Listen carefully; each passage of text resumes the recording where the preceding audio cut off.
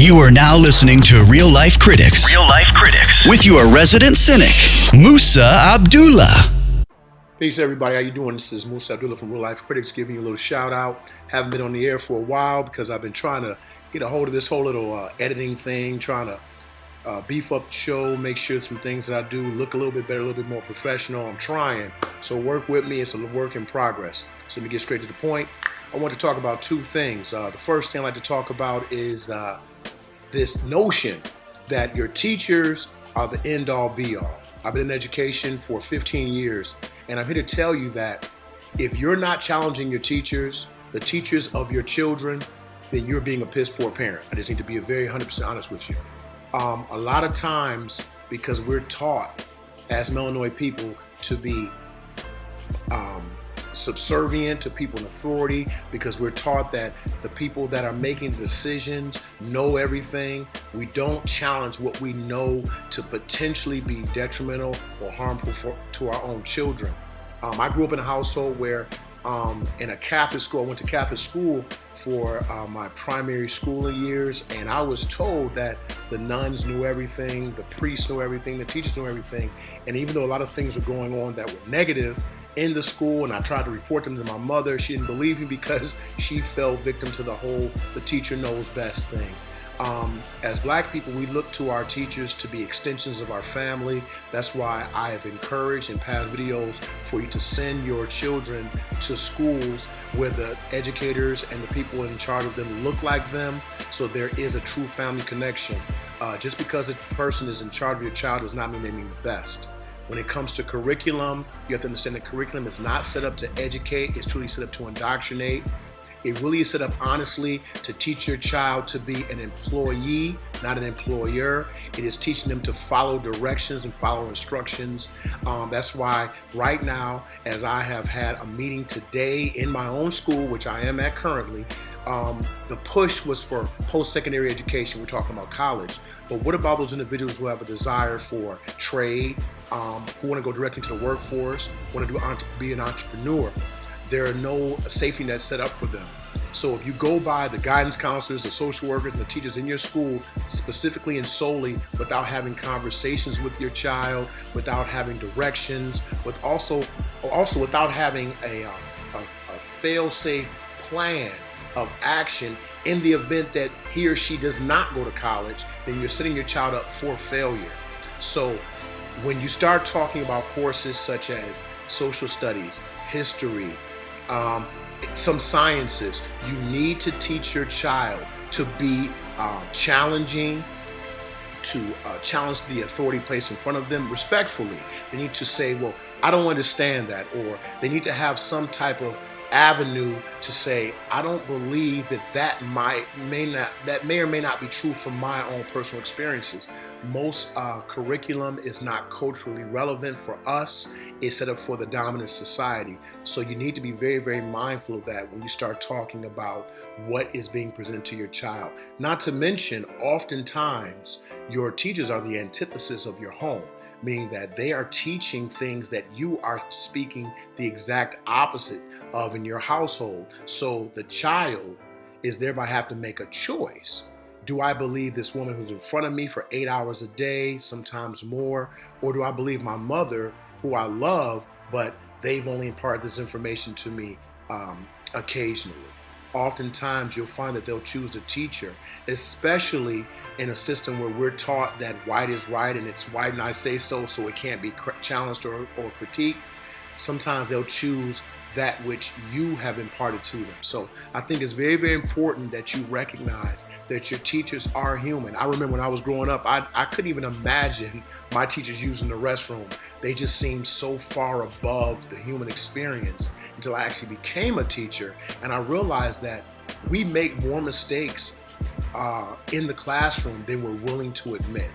And because we're not willing to admit them, we definitely won't admit them to the child, and that means we will never admit them to the parent. As an educator, I'm very open to saying, hey, let me research. I don't know. Many teachers not like that. I am an anomaly in the educational field. I'm a Black male, I'm a melanated male, so I understand how our teachers can get the God complex. So you've got to realize that God complex does exist. You've got to challenge what's being told. Pick up a book, find out the curriculum, find out what lessons they're being taught, because it may or may not be appropriate. It may not be true. We have billboards around our school. I just had to correct one of our teachers because she had a narrative on her board talking about Robert Mugabe of Zimbabwe, and it detailed him as a dictator. But from a Pan-Africanist perspective and a black perspective, not only was he not a dictator, he was a freedom fighter, and he was a believer in black people and building a sovereign nation. And he helped to become one of what they consider one of the greatest African leaders of our time. So if you don't watch what stories being told to your children, they will be told the most inappropriate and disparaging things about our people. That's the first thing. The second thing, I don't even know where to start because I went to go see with my students. Now you have to understand, I work in an all-boys school, which is 99% African youth. And we went, of all things to see, we went to go see Hidden Figures. Well, let me get to its positives because the list of positives are very, very short. First and foremost, the cinematography was great. You can tell that they knew what they were doing when they were filming this movie. They probably pulled out all the stops, got a lot of good funding. It was executively produced by Pharrell. We all know him from, the entertainment industry. The actresses, they knew exactly what they were doing, and the actors, they portrayed their roles beautifully in the context of being an actor or an actress. So their roles were extremely believable. I'm not sure, I'm gonna be very, very honest, I'm not sure how historically accurate the film was as it pertains to the NASA space program, but knowing traditional media, we can almost bet that most of it was embellished or just flat out lied about. But now that we've got out of the positives, wonderful. Let's get to the negatives because I think you need to be very, very mindful if you have not seen the movie. I'm kind of late because I was not going to see the film, and I'm gonna be honest, because I'm a great advocate of truth being told in film and correct depictions. I'll tell you, I was upset that there were about 3 to 4 black males even represented in the movie.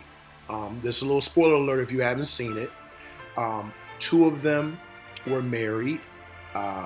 One whose husband never had a line. You only knew it was her husband because he was dancing with her at a party. The second one whose husband was against her pushing forward, so he was the antagonist initially in the film, and the other was the man who came along and proposed marriage. Now, there was one fourth, irrelevant character. He was the preacher, he was a reverend, he had one scene, so I wouldn't even really count him. Other than that, there was no black male representation in this film. Further emasculating black male masculinity, just furthering that agenda in American media and popular media, totally discounting the black male. And the 3 characters, they represented 3 aspects of female portrayal in the American media today. One was very asexual. She portrayed the mammy. She was very maternal, asexual. She didn't, you saw her as your grandmother or your mom, and she mothered, and she told people what to do in a sassy way. Then you had the one who was an intellect. She was very elusive when it comes to her own sexuality, but she was very intelligent, and she was the go-getter. Then you had the other one who was a sexual bombshell. She was the sexy, beautiful, intelligent woman, but she had a little bit of bedwench in her because she was talking about how the astronauts, who of course were white, were fine, and she see fine in every color. Now, where I was upset was that throughout the movie, now you understand, we had 156 tickets. We took all of our students, so you're talking about a theater full of black boys, African boys. And in 2017, They were cheering on the pseudo accomplishments of integration. Well, let me say this. This film was purely about the proximity to whiteness, validating blackness. That's all it was. Now, it does not discount the intellect of these sisters. It does not discount the brilliance of these beautiful sisters, but it does take away from the fact that we do not need an approximation, a close proximity to whiteness in order to be great. As I talk to my students, I debrief with them on the bus and back at the school, I said, you cheered when they were allowed to use any restroom. You cheered when they were allowed to go into a room with all white males. You know, you cheered when they took the colored label off of the coffee pot.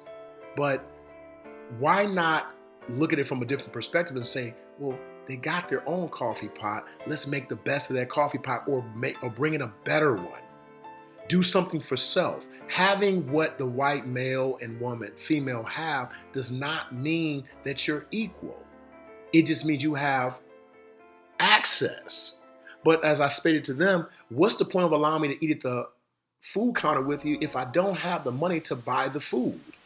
That's all that was. And throughout the film, there was this theme of black women can do it. Black women can do it as long as they are close to white males and the white male approves. Now, I would say that something like that is great if you have it in context. I was personally disappointed that my school, a school for all African males, was not allowed to go see Birth of a Nation. Now, some would say that's in direct contrast. Some would say that it is possibly dangerous, but it's history. It's truth. Nat Turner was a slave. Nat Turner led a revolt. Nat Turner was murdered because of it, and his body parts were saved as monuments. His skin was used to make books. These things were true. And this film did a depiction. Now, it may not have been totally historically accurate because we don't have full documentation, but neither was Hidden Figures, which, by the way, we know is a direct ripoff of Hidden Colors. I got to give a shout out to Tariq Nasheed for that, for the creation of such a wonderful film series. The most successful black documentary ever created. And they took the title, or attempted to, by calling it Hidden Figures. I guess if you wanted to make a stretch, you could say the numbers, because they were calculators, they were brilliant mathematicians, that you could say that's why they were the figures, but I don't know. But anyway, I just want you to walk into the film, if you have not seen it, with this idea that this film was about assimilation, integration, and acceptance by the white community. Because at the end of the day, these beautiful sisters lended the Nassau program their intellect and gained nothing but a Medal of Honor, some rudimentary accolades, and a film in 2017. So just be mindful. And it goes back to what I said previously, which is the primary title of this broadcast. Your teachers don't know everything, and you should not be teaching your children through mainstream media. If you're not taking the opportunity to have political conversations that are not filled with rhetoric, that are not fueled by the position of the mainstream, then you're probably doing your child as well as yourself a disservice. As always, I'm about the empowerment of black people. I'm always about the empowerment of the Illinois family, and I think we all need to be mindful that if we don't stand up and educate our own children, we're going to repeat the cycle that we were probably raised in, our parents, our grandparents, and our great-grandparents. We need to do some economic empowerment, but in order to do that, we have to do some educational empowerment. So with that being said, I'm going to give you much love, peace, and power. I'm out. Questions, comments, suggestions, email us at reallifecritics@gmail.com or Twitter @reallifecritics. We're critical, but we listen.